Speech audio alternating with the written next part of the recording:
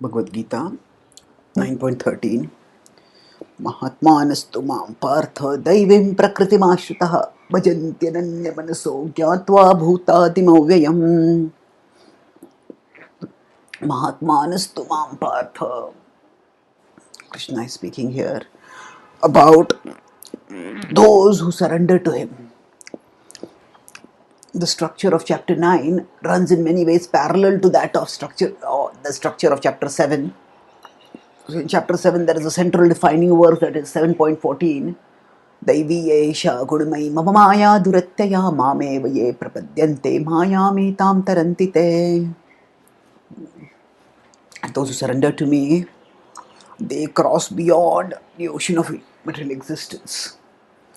And then after that, Krishna talks about first the people who don't surrender to him, then the people who surrender to him, and then the people who surrender to something other than him. Similarly, the defining verse we could say of chapter 9.10, Maya Adhyakshena Prakriti Suyate Sacharacharam Hetunhanena Kaunteya Jagad Viparivartate. Material nature works under my control. So he is not under material nature, he is the supreme controller of material nature, the overseer. Then in 11 and 12, he talks about those who misunderstand his position and what happens to them. And then from 13 and this verse 13 and next verse 14, he will talk about those who surrender to him. So of course in the 7th chapter, Krishna talks about people who approach him and gradually come to the level of surrender to him. So the word Mahatma is used in the 7th chapter also to describe those who surrender to him. But that is the last word in the sequence from 7.16 to 19. The people with 4 different motives, Artho, Jigyasur, Artharthi, Jnani, they approach Krishna. And then 7.19 describes that they become Mahatma when they surrender to Krishna, understanding Vasudeva Sarvamiti. So there Krishna talks about a progression from initial approach to ultimate surrender. Whereas here Krishna focuses primarily on those who surrender. So this verse, we could say, talks about the internal characteristics of those who accept Krishna's position as Maya Adhyakshena Prakriti and they surrender to him accordingly. And the next verse will talk about their external characteristics. So in this verse, Mahatmanastu mam Partha Mahatmanastu, they are definitely Mahatmas. Partha, O Arjuna, son of Prutha. Daivim Prakritim Ashritaha. Ashritaha, they have taken shelter of Daivim Prakriti, the divine nature. What is the divine nature? That is, from the context we can understand. Previously Krishna has spoken that, just in the previous verse, Prakritim Mohinim Shritaha, there is, so the unsurrendered, the defiant, those who misunderstand or misrepresent Krishna's position, Avajananti Ma Mudha, that was talked about in the previous verse, in 9.11, and 9.12 said that Rakshasim Asurim Chaiva Prakritim Mohinim Shritaha, that they take shelter of the Mohini Prakriti, the illusory energy of the Lord. This verse focuses then next on the Daivi Prakriti. So your Daivi Prakriti is contrasted with the Mohini Prakriti, divine nature. Now Krishna has used the word Daivi also to refer to Maya. Daivi Esha Gunamai Mammaya Duratyaya in 7.14. But there clearly he's talking about the Maya potency. Whereas here he's talking about not the Maya potency, he's talking about the potency which gives us the shelter of Krishna. Daivim Prakriti Ashritaha. They have taken shelter of the divine energy. What is the divine energy characterized by? Or those who are sheltered in the divine energy, what are they characterized by?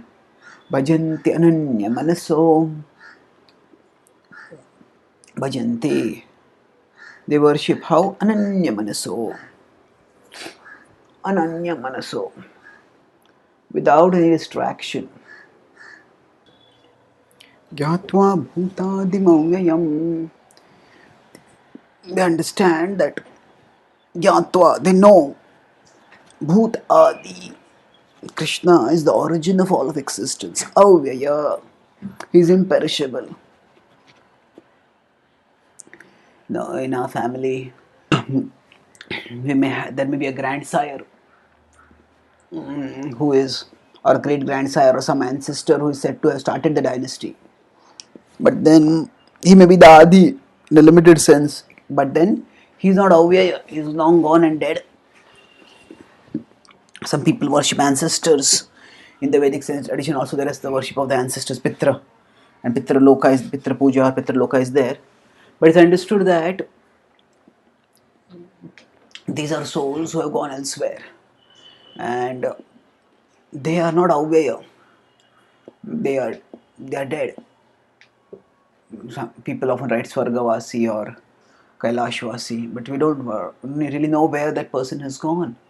Wherever that person has gone after death, at least the person is not here now. So, Krishna is not like that. He's Bhutadi and he's Avyaya. He's the origin of everyone and he never gets old. He's imperishable. Purana Purusham Navayauvanam Cha. The Brahma Samhita says that he's Purana Purusha, is the original person, and he is yet Navayauvanam Cha. He is ever fresh, ever young.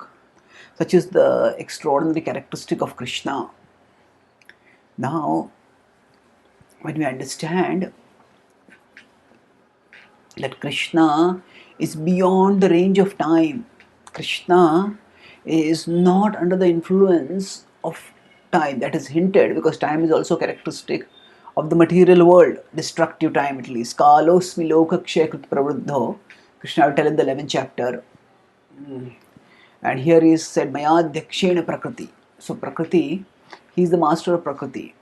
Kala, the destructive manifestation, is also his feature. So he is not controlled by Kala.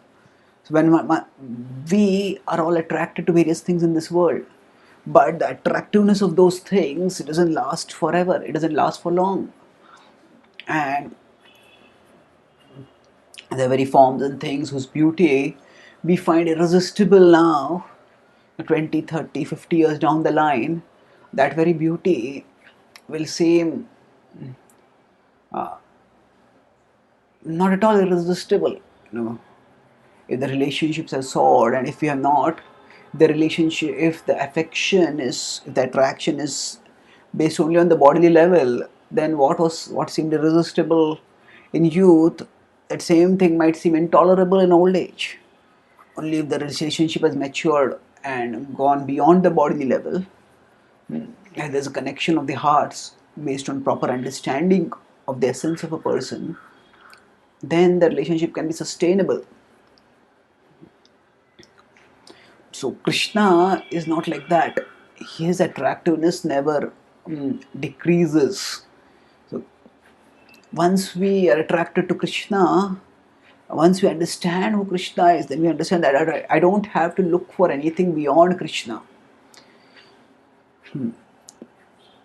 Ananya manaso, bhajanti ananya manaso, ananya, anya manaso, anya is other, ananya is the negation of the other. That means no other. Ananya manaso. The mind doesn't have to go anywhere apart from Krishna. It can just stay fixed in Krishna constantly. And therein, we can find everlasting satisfaction, everlasting fulfillment.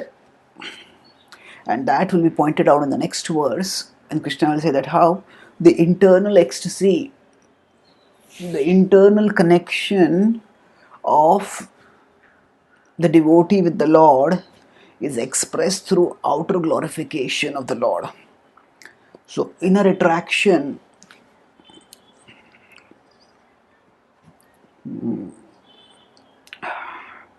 expression of inner attraction through outer glorification is not exhibitionism.